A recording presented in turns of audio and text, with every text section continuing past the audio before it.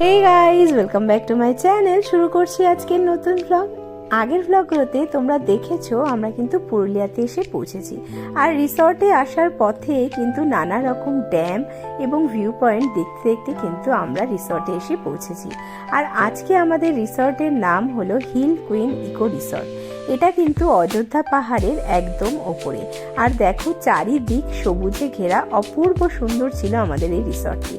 আর আমাদের জন্য ছিল এই 3টে কটেজ। যেহেতু আমরা 3টে ফ্যামিলি ছিলাম, তাই আমরা 3টে রুম বুক করেছিলাম।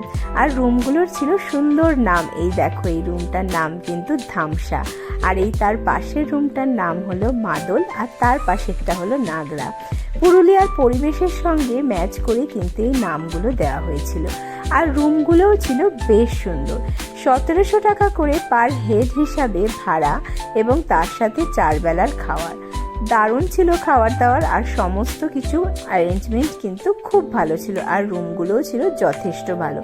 চলো এবার আমরা লাঞ্চটা সেরে নিই। লাঞ্চ সেরেই কিন্তু আমরা এবার বেরোবো কিছু ঘুরতে। আর দেখো, এখানে কিন্তু মাম্মাম নিজের ভাইরাল কান নিয়ে ব্যস্ত হয়ে পড়েছে, আর ওদিকে সবাই কিন্তু লাঞ্চটা সেরে নিচ্ছে, আর আমিও কিন্তু এর ফাঁকে রেডি হয়ে গেলাম। এবার যাব আমরা কিছু পাহাড়ি ঝর্ণা দেখতে। আর গাড়ির জন্য অপেক্ষা করতে করতে কিন্তু গাড়িটা অবশেষে চলে এলো। চলো এবার গাড়িতে উঠে পড়া যাক। আর গাড়িতে উঠেই কিন্তু এরা দেখো নিজেদের মতো ব্লগ বানাতে শুরু করে দিয়েছে, তাই ক্যামেরাটা নিজের দিকে নিয়ে নানা রকম কথা বলতে শুরু করে দিয়েছে। আর গাড়িতে বেশিক্ষণ যেতে হয়নি, একটুখানি গিয়েই কিন্তু নামতে হয়েছিল। এবার কিন্তু হেঁটে যেতে হবে অনেকটা পথ, অনেকটা নিচে নেমে তবে কিন্তু ঝর্ণাটা আমরা দেখতে পাবো। চলো আস্তে আস্তে আমরা এগিয়ে যাই। আর যেহেতু পাহাড়ি রাস্তা ছিল, তাই দেখো কত বড় বড় পাথর। এই পাথর কিন্তু ডিঙিয়ে ডিঙিয়ে আমাদের যেতে হয়েছে। আর দেখো, এই যে সরু সরু রাস্তা দিয়ে কিন্তু উঁচু নিচু পথ বেয়ে কিন্তু আমরা গেছি। খুব সাবধানে কিন্তু এই পথ দিয়ে চলতে হবে। দেখো কি বিশাল বিশাল পাথর।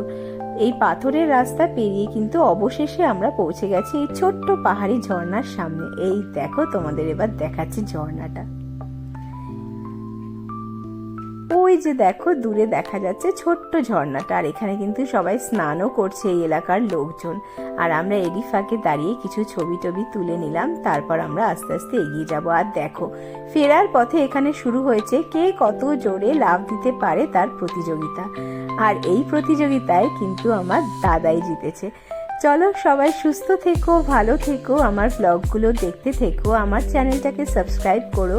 পুরুলিয়ার আরও অনেক সুন্দর সুন্দর জায়গা তোমাদেরকে দেখাবো। অবশ্যই আমার সঙ্গে থেকো। চলো টাটা।